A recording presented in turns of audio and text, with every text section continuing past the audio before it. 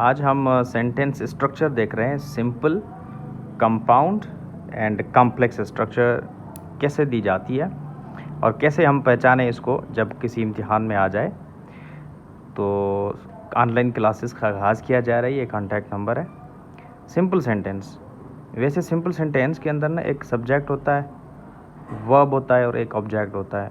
या तो सिर्फ सब्जेक्ट होता है या तो वर्ब होता है, जिसको हम क्लास बोलते हैं।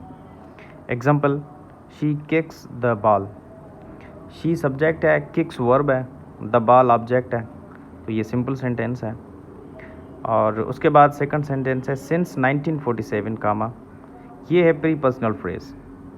उसके बाद state is poor. State subject है, इज़ वर्ब है, पुअर आपका एडजेक्टिव है। तो सब्जेक्ट वर्ब है, सिर्फ क्लास है, ये कॉम्प्लीमेंट है, adjective. We should help them. We should help them, हमें उनकी मदद करनी चाहिए। वी सब्जेक्ट है, शुड हेल्प वर्ब है, देम ऑब्जेक्ट है। तो ये हो गया सिंपल सेंटेंस। ये तो बहुत ही आसान है। फिर बढ़ते हैं कंपाउंड सेंटेंस को जानने की कोशिश करते हैं। कंपाउंड सेंटेंस क्या होता है?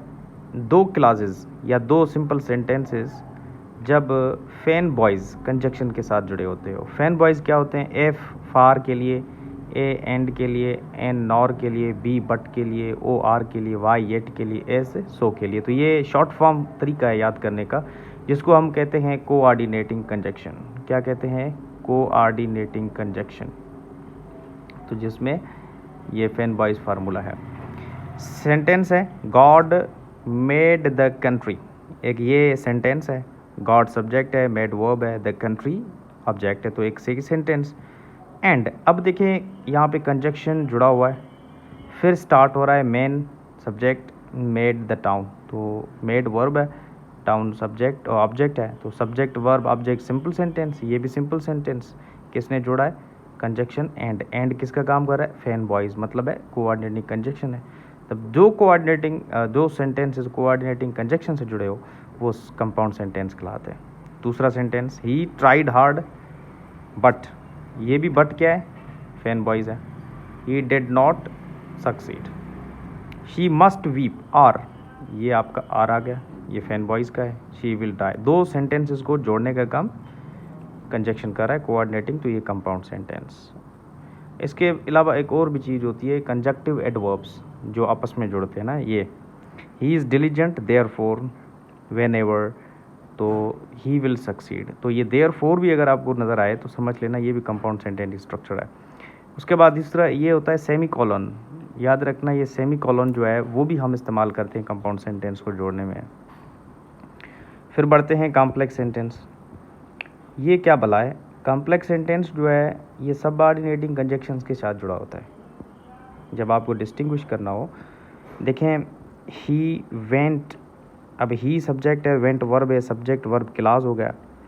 बिकॉज, अब ये बन गया कंजक्शन। कौन सा कंजक्शन है? सबऑर्डिनेटिंग कंजक्शन है। कौन सी होती हैं? Because, after, before, when, that. तो ये कंजक्शन होती हैं सबऑर्डिनेटिंग। ही वॉज इन्वाइटेड, तो बिकॉज के साथ ये दो सेंटेंसेस यानी कि क्लासेस आपस में जुड़े हुए हैं। तो जब दो सेंटेंसेस सबऑर्डिनेटिंग कंजक्शन के साथ जुड़े हो वो कॉम्प्लेक्स कहलाता है। The town in which I live is very large. अब ये जो विच है ना, ये आपका रिलेटिव प्रोनाउन आपने सुना होगा ना, हु, विच, दैट, हुज। तो ये होम, ये जो होते हैं रिलेटिव प्रोनाउन। तो रिलेटिव प्रोनाउन भी कॉम्प्लेक्स सेंटेंस के साथ लगा के जोड़ा जाता है। तो अगर आपसे पूछा जाए तो ये चीज़ें ज़रूर जिक्र करें, फिर आपको समझ आ जाएगा। I shall not go if you come here. तो इफ़ जो है ना, ये भी कंजक्शन है कंडीशनल सेंटेंस के अंदर, सबऑर्डिनेटिंग कंजक्शन है। The train had, sorry the train लिखा हुआ है यहाँ पे, ये the train had left before they arrived. तो ये बिफोर जो है कंजक्शन है सबऑर्डिनेटिंग। तो ये तमाम जो स्ट्रक्चर्स हैं सेंटेंसेस की, आप जहन में रख के किसी भी इम्तिहान को क्रैक आउट कर सकते हैं। शुक्रिया फॉर वॉचिंग दिस वीडियो।